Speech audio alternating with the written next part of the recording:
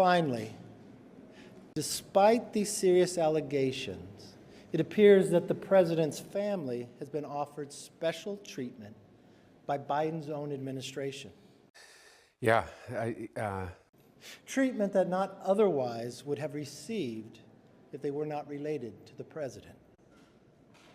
These are allegations of abuse of power, obstruction, and corruption, and they warrant further investigation by the House of Representatives. That's why today I am directing our House committee to open a formal impeachment inquiry into President Joe Biden. This logical next step will give our committees the full power to gather all the facts and answers for the American public. It's exactly what we want to know, the answers. I believe the president would want to answer these questions and allegations as well.